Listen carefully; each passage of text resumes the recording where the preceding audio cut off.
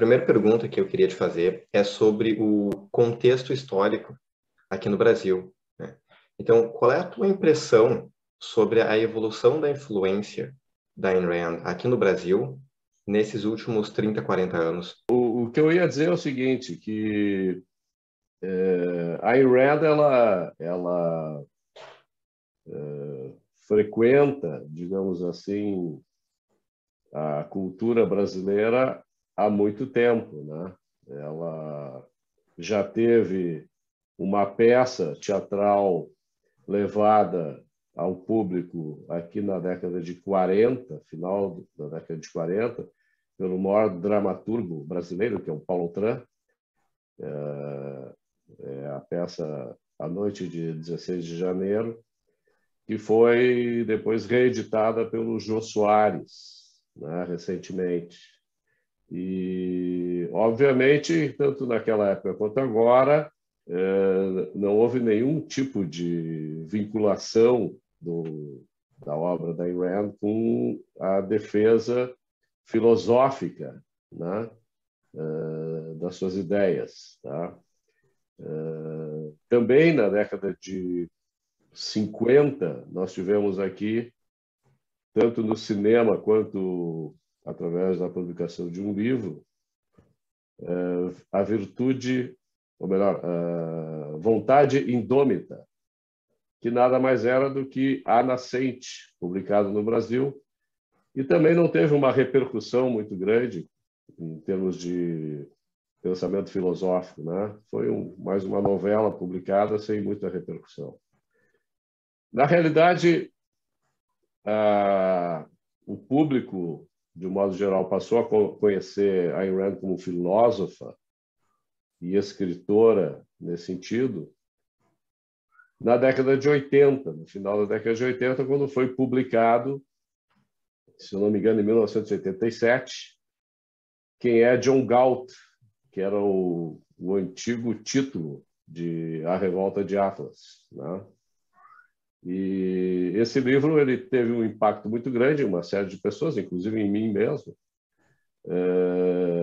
e ele fez com que se tivesse um interesse pelas ideias objetivistas, pelas ideias da Ayn Rand, e uma série de livros foram publicados no início da década de 90, todos eles a partir de iniciativas aqui no Rio Grande do Sul, seja por parte do Instituto de Estudos Empresariais, que publicou A Virtude do Egoísmo, como também de uma entidade criada por 3 amigos, que eu, lamentavelmente, acabei não participando, que era o Ateneu Objetivista, uma iniciativa do André Neufermann, do Winston Ling e do Leônidas Eumanovitz, que publicaram novamente A Nascente, né? E assim foi, quer dizer, lá final da década de 80, início da década de 90, essas publicações elas começaram a mexer um pouco com as ideias dos liberais brasileiros, que passaram a perceber que existia, na realidade, um sistema filosófico todo elaborado, desenvolvido, descoberto por uma escritora e filósofa russo-americana, que era Ayn Rand, e isso fez com que Ayn Rand passasse a ser conhecida aqui no Brasil, né? Mais tarde, já nos anos 2010, o Instituto Millennium de São Paulo, através de São Paulo, Rio de Janeiro, ele fez a republicação com a editora Sextante de A Revolta de Atlas e depois de A Nascente também. Quer dizer, já pegando uma onda de conhecimento muito maior, esses livros passaram a ser vendidos e divulgados nacionalmente. Isso realmente deu um empuxo muito grande para as ideias da Ayn Rand aqui no Brasil, né? A ponto de, em 2013, eu que estava afastado há muito tempo do movimento liberal, retornei ao Instituto de Estudos Empresariais como conselheiro, Eu havia sido presidente em 1986, 87, e por apreciar muito as ideias objetivistas, eu convidei o Yaron Brook para fazer uma palestra aqui no Fórum da Liberdade, que é o maior evento liberal que acontece na América Latina, né? Porto Alegre, uma vez por ano, se torna a meca do pensamento liberal na América Latina. Muitas vezes os eventos eles têm uma grandiosidade que pode colocá-lo como um dos maiores do mundo.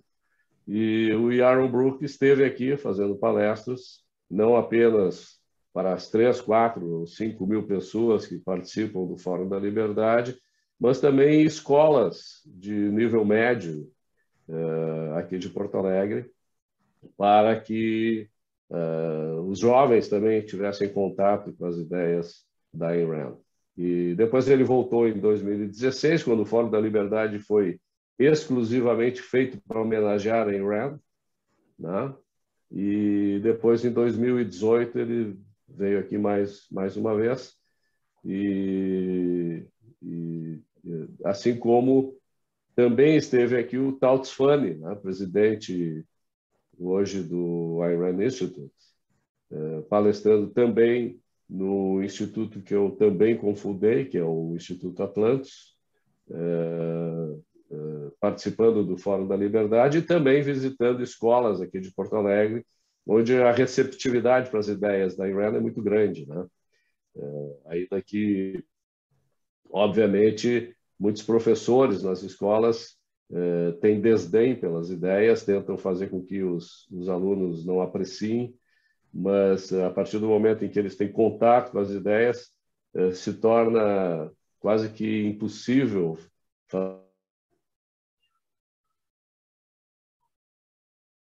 fazê-los não gostar da ideia, muito a criatividade, o florescimento pessoal, enfim. E hoje, num mundo onde a tecnologia está criando riqueza de forma descomunal, os jovens, de um modo geral, eles aproveitam a tecnologia e também se engajam no processo criativo de desenvolvimento, seja econômico, seja financeiro ou tecnológico, né?